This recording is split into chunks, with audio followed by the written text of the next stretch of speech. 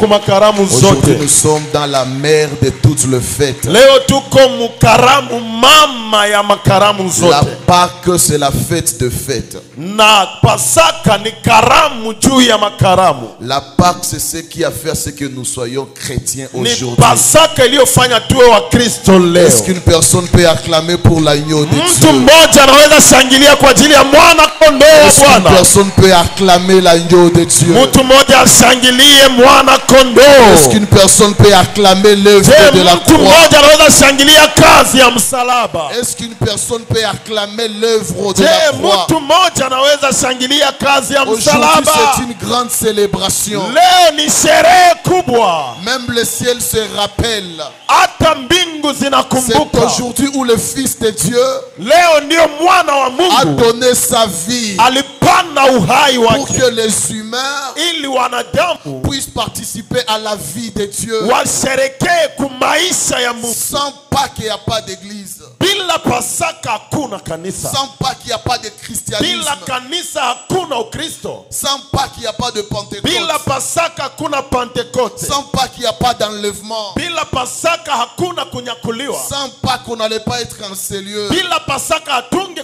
Est-ce qu'une personne peut acclamer l'agneau pascal?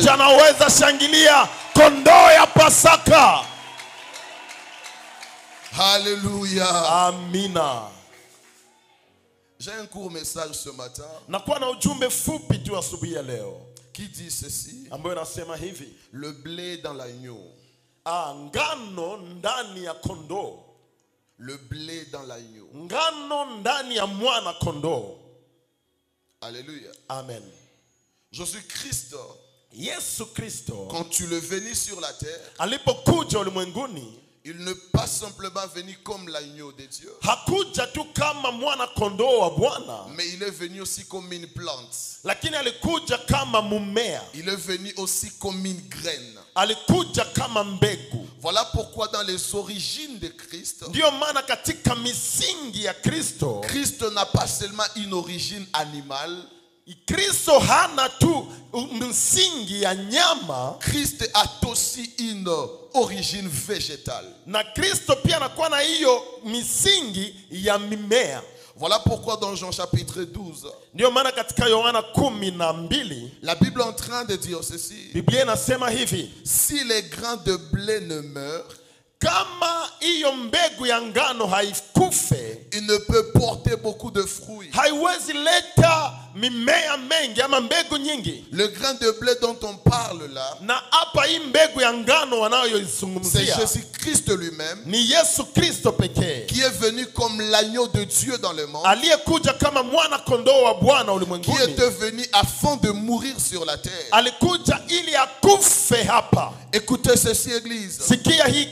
Un jour Christ était entré dans les temples. Il a retrouvé des marchands dans les temples. Et il a commencé à renverser les tables de ce marchand. Jésus n'avait pas de problème avec ses vendeurs. Jésus avait des problèmes avec les animaux qu'on vendait dans les temples. Dans l'Ancien Testament, pour le pardon de péché,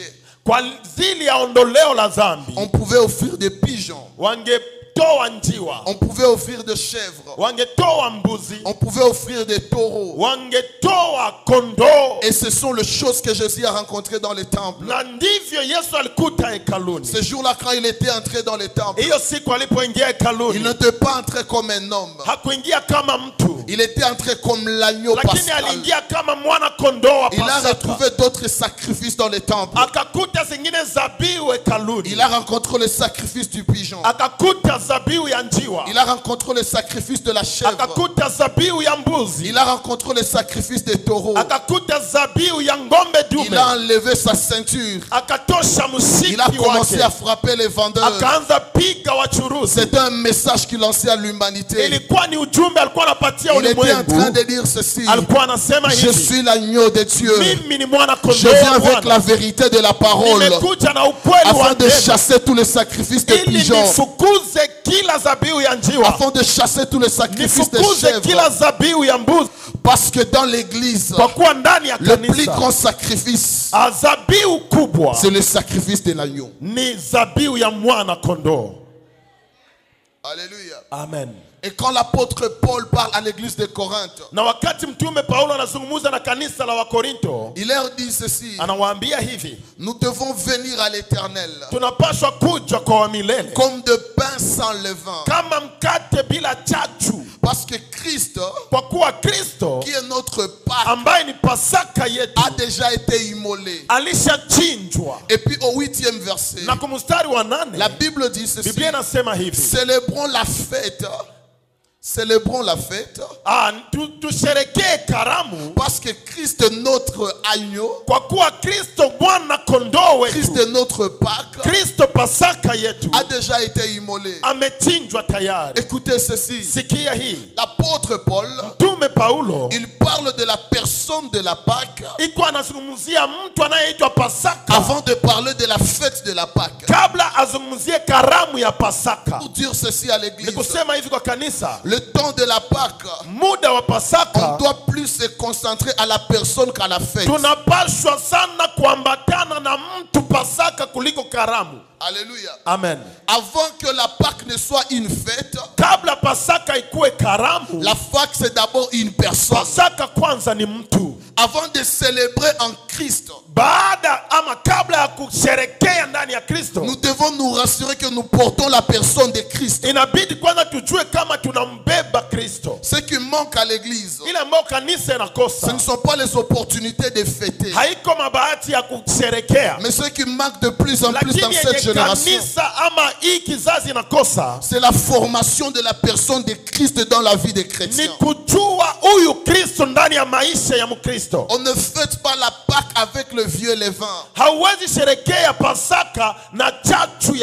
On ne fête pas la Pâque avec le vieux caractère. On ne fête pas la Pâque avec les anciens péchés. On ne fête pas la Pâque avec l'ancienne nature. La meilleure façon de célébrer la Pâque, c'est de vivre d'abord la personne de la Pâque. Et la personne de la Pâque, c'est Jésus-Christ lui-même. Et le plus grand message qu'il nous lance, c'est le message de la vie qui commence par la mort.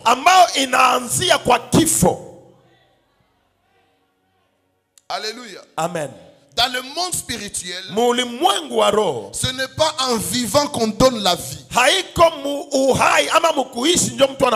Dans le monde spirituel, c'est en mourant qu'on donne la vie. Parce que la vie de Dieu nous a été communiquée par la mort de Jésus.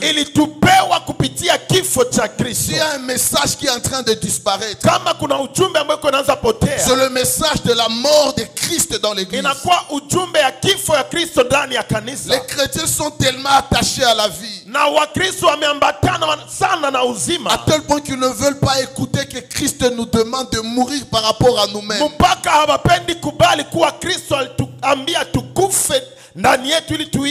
Nous devons mourir par rapport à nous-mêmes. Nous devons mourir par rapport à nos intérêts égoïstes. Nous devons mourir par rapport à la chair. La Pâque n'est pas seulement la fête de la résurrection de Jésus. Parce qu'on ne peut pas parler de la résurrection si on n'a pas parlé de la mort. La résurrection, c'est la gloire du message. Mais la mort, c'est le prix du message.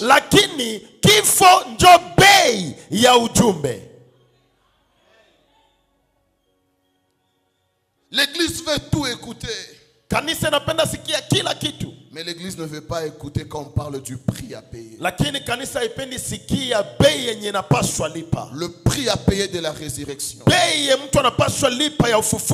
c'est la mort.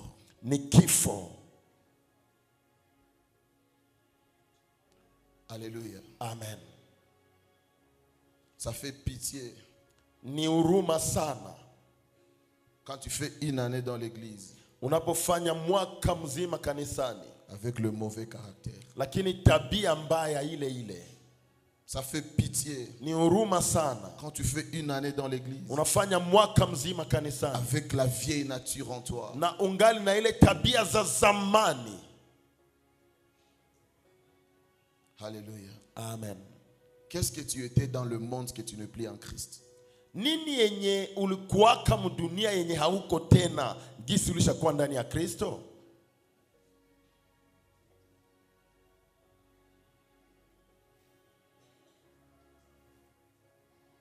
Quand tu regardes ta vie actuelle en Jésus, unapochunguza maisha yako ya leo ndani ya Kristo, quelle est la différence entre toi d'avant et toi d'aujourd'hui? Utofauti iko wapi kati ya wewe wa zamani na wewe wa leo? On n'entre pas dans l'église par la voie de l'invitation. Hawaingiake kanisani kwa jua alikualika. On entre dans l'église par la loi de la conversion. Lakini wanaingia kanisani kupitia tubio, kutubu. Alléluia. Amen.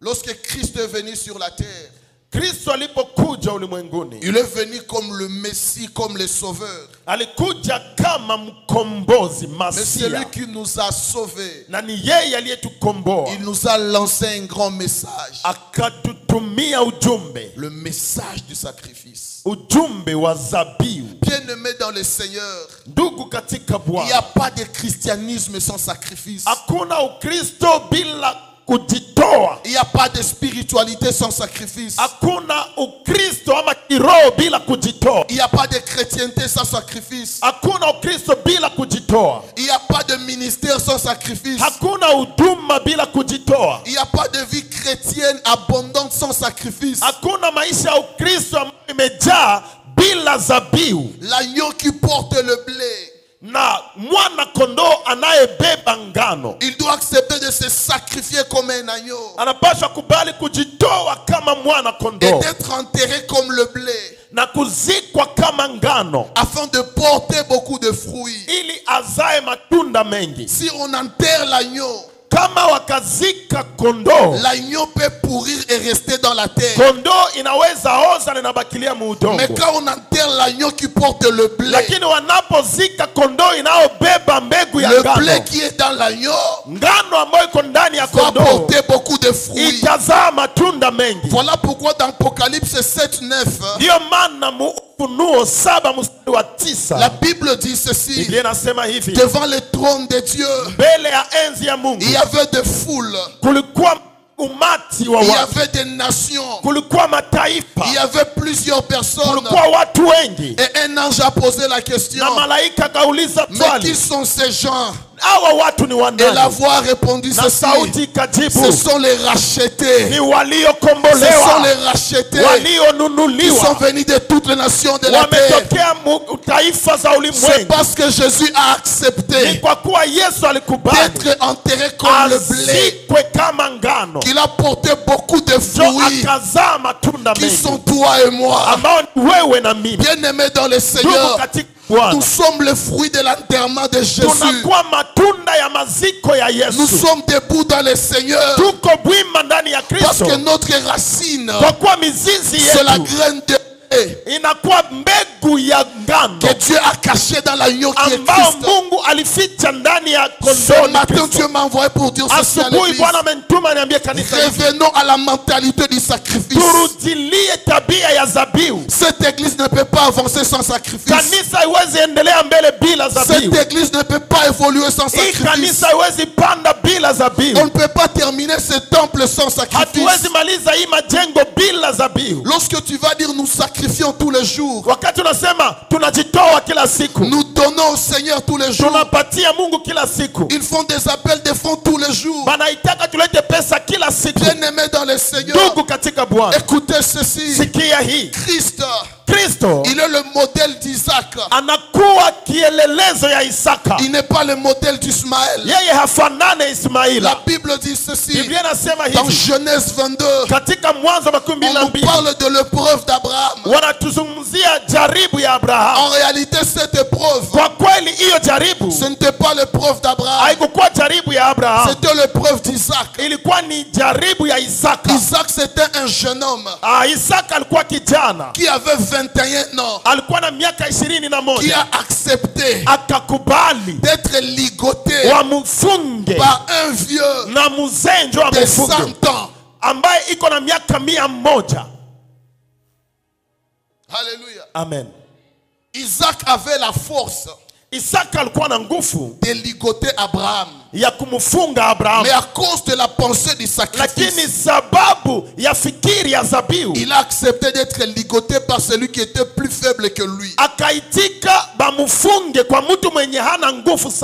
Isaac voulait dire ceci à Ismaël. Ismaël, mon frère, tu réclames la place du fils aîné à cause de la circoncision. Mais moi, Isaac, je ne suis pas seulement passé à la circoncision. Je suis prêt à donner même ma vie. Je suis prêt à verser tout mon sang pour simplement dire que je suis le fils unique. Bien aimé dans le Seigneur, il y a deux catégories de gens dans l'église. Il y a la race d'Ismaël qui se contente de verser le sang de la circoncision. Et il y a une autre race. C'est la race d'Isaac, qui n'est pas simplement à se limiter au niveau de la circoncision. Au-delà de la circoncision, Isaac est prêt à verser tout son sang. La circoncision, c'est une vie de sacrifice partiel. Mais la mort, c'est une vie de sacrifice total. Isaac était prêt à disparaître.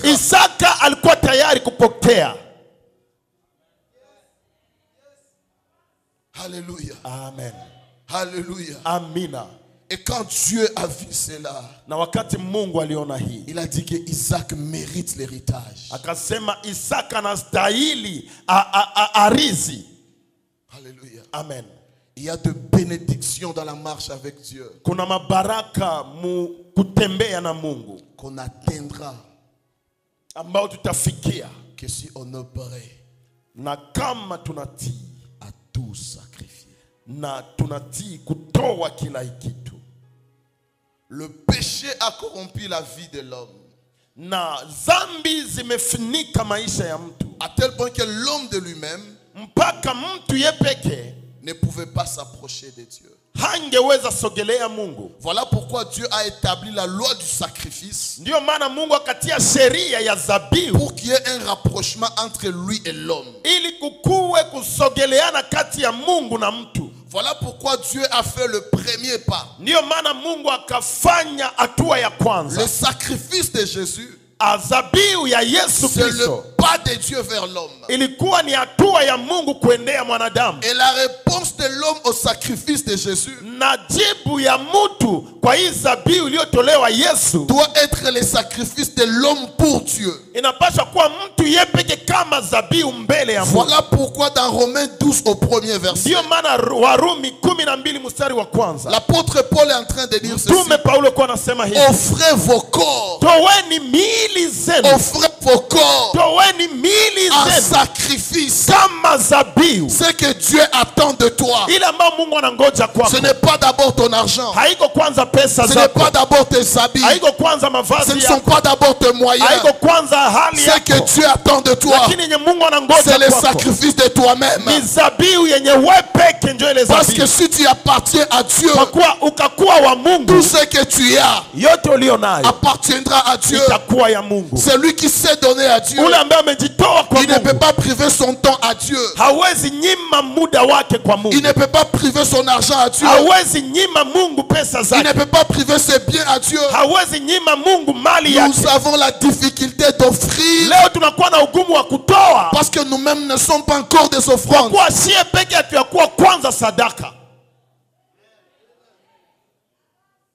Alléluia. Amen. On célèbre la Pâque tunasherekea Pasaka avec la mentalité du sacrifice. Na tuko na mawazo akili za zabihu. Dans Psaume 50, le 5e verset. Zaburi 50 mstari wa 5. L'Éternel est en train de dire ceci. Wa milele kwa nasema hivi. Rassemble-moi mes fidèles. Munikusanyishie waaminifu qui ont fait alliance avec moi. Waliofanya agano na mimi par le sacrifice. Kupitia zabihu. Toi, tu as quelle alliance avec Dieu? Wewe una agano gani na Mungu?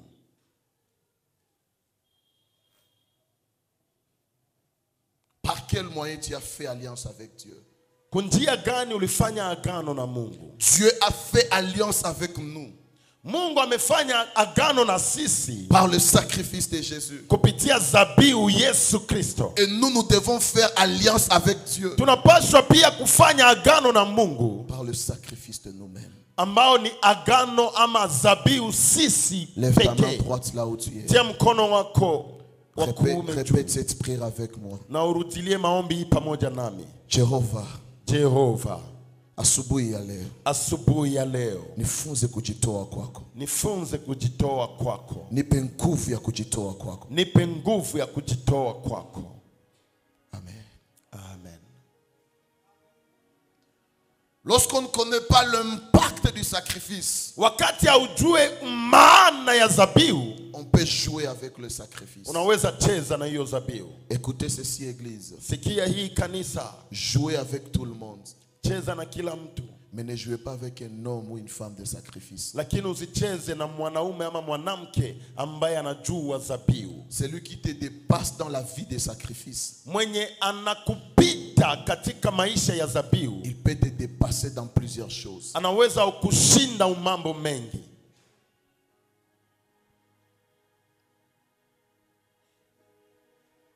Quand on parle du sacrifice, tunapozungumzia zabihu, le sacrifice, simplement se faire ce qui est sacré. Iyo zabihu ni kufanya kenye kiko takatifu ama kiko kia juu. Ta vie ne sera jamais sacrée. Maisha yako haiwezi kuwa ya upekee aussi longtemps que tu n'arrives pas à faire ce qui est sacré. Wakati yote ambao haufikie kufanya kitu cha upekee. Construire pour l'Éternel, c'est sacré. Kujengea Mungu ni kitu cha upekee. Participer à l'œuvre de Dieu, c'est sacré. Kushiriki kazi ya Mungu kitu cha ajabu. S'investir pour la vie des autres, c'est sacré. Kujitoa kwa juu ya maisha ya wengine ni cha ajabu. Faire du bien aux autres, c'est sacré. Kutendea wengine mema ni ajabu. Quand tu t'oublies toi-même pour le bien des autres, c'est sacré. Unapojisahabu wewe peke kwa juu ya mema ya wengine ni ya pekee. Le christianisme, Ukristo, c'est une religion de partage. Inakuwa dini ya kugawanya, ya kusaidiana. Alléluia. Amen. Quand on parle du sacrifice, tunapozungumzia zabihu, en hébreu, le mot par lequel on traduit sacrifice, na katika Kiebrania hiyo msemo wa zabihu signifie ceci. Inasema hivi: briller, kuwaka par le Fils, kuangaa pamoja na mwana. La pensée centrale du sacrifice, na mawazo ambayo katikati ya zabihu, c'est apporter la lumière, ni kuleta mwanga ama nuru, en mettant à mort quelque chose. Kwa kuua kitu. Écoutez ceci, église. Sikia hivi vizuri. Il y a certaines dimensions dans la lumière kuna level nyingine ndani ya nuru qu'on ne pourra jamais atteindre ambao hauwezi kamwe kufikia si on n'est pas prêt à sacrifier quelque chose. Kama hauko tayari kutoa kitu. Il y a des élévations kuna kwa kuinuliwa que fulani tu n'atteindras jamais ambao hauwezi fikia si tu ne sais pas sacrifier ton sommeil. Kama haujue kutoa usingizi yako, si tu ne sais pas sacrifier tes loisirs, kama haujue kutoa ile furaha zako, si tu ne sais pas sacrifier ton temps, kama haujue kutoa hata muda wako, les gens qui montent dans le monde, watu wanaopanda ndani ya ulimwengu, ce sont des gens qui sacrifier quelque chose. Ni watu ambao walitoa kitu. Ils ne font pas tout parce que tout le monde le fait. Habafanyake byote kwa juu watu yote banabifanya. Ils font quelque chose banafanya kitu par rapport à la révélation qu'ils ont. Sawa sawa na ufunuo alio nayo. Si tout le monde va là-bas, kama kila mtu anaendaka kule, ça peut être un bon endroit. Inaweza kuwa fasi ya mzuri. Mais à cause de ma vision, lakini sababu ya maono yangu, à cause de ma destinée, sababu ya mwelekeo moi je n'irai pas là-bas. Mimi sitaenda kule. Et je n'ai pas besoin de m'expliquer. Na sina haja nijifafanue parce que la grandeur kwa kuwa ukubwa commence dans le sacrifice. Inaanziaka mzabiu. Bien-aimé dans le Seigneur, ndugu katika Bwana, ce qu'on sacrifie à Dieu, yenye unatoa kwa Mungu, qui apporte la lumière dans notre vie, inaletaka nuru mu maisha yetu. Il n'y a pas de visibilité sans sacrifice. Hakuna kuonekana bila zabiu. Tous les gens qui sont visibles aujourd'hui, wale wote ambao wanaonekana leo, allez parler avec eux. Wana useme nao. Pendant un temps de leur vie, wakati mmoja maisha yao, ils ont sacrifié quelque chose. Walitoa kitu. Parlez avec l'apôtre Gabriel. Il va te dire combien de choses il a sacrifié. La grandeur qu'il a aujourd'hui. Le nom que notre Père a aujourd'hui. C'est un résultat des sacrifices. Si nous voulons monter, apprenons à sacrifier.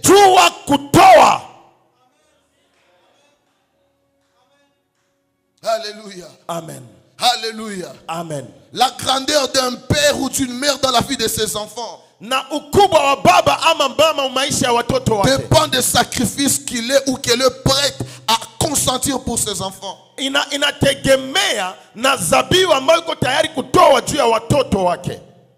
Et ta grandeur dans cette vision ukubwa wako ndani ya maono hii dépend de ce que toi tu es prêt à sacrifier pour cette vie. Inategemea na ile ambao uko tayari kutoa kwa ajili ya maono hii.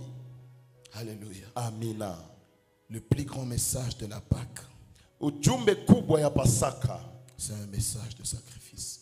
Inakuwa ujumbe ya zabiu. Le sacrifice ouvre les ciels. Zabiu inafungua mbingu. Tu veux voir les ciels ouverts dans ta vie. Unapenda mbingu zifunguke kwa maisha yako. À partir de ce matin, kuanzia asubuhi ya leo, commence une vie de sacrifice. Anza maisha ya zabiu. La multiplication dans le royaume kuzidishwa ndani ya ufalme passe par le sacrifice. Inapitiaka ni kuzabiu. Aujourd'hui, il y a plusieurs chrétiens dans le monde. Leo kuna wakristo wengi duniani. Il y a plusieurs fils de Dieu dans le monde. Kuna wana wa Mungu wengi ulimwenguni. Parce qu'un fils de Dieu kwa kuwa mtoto mwana pekee a accepté d'être enterré. Alikubali kuzikwa. Ce que tu peux enterrer aujourd'hui, yenye unaweza zika leo, ça peut être unique.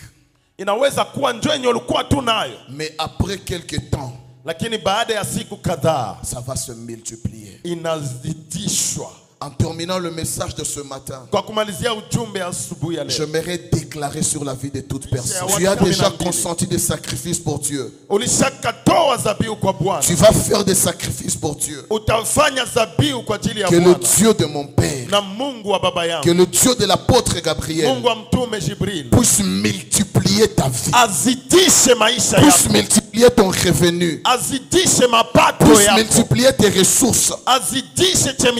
Tu avais un, que un devienne 100. Si tu avais 100, que 100 devienne 10 000. Si tu avais 10 000, que 10 000 devienne de millions.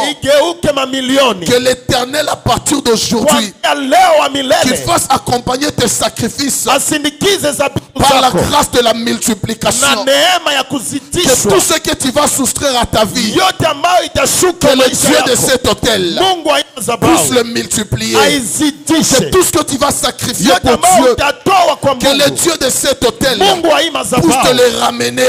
Jésus ne s'était pas arrêté à la mort. Après la mort, la résurrection était venue. Ce que tu viens tuer dans la maison de Dieu,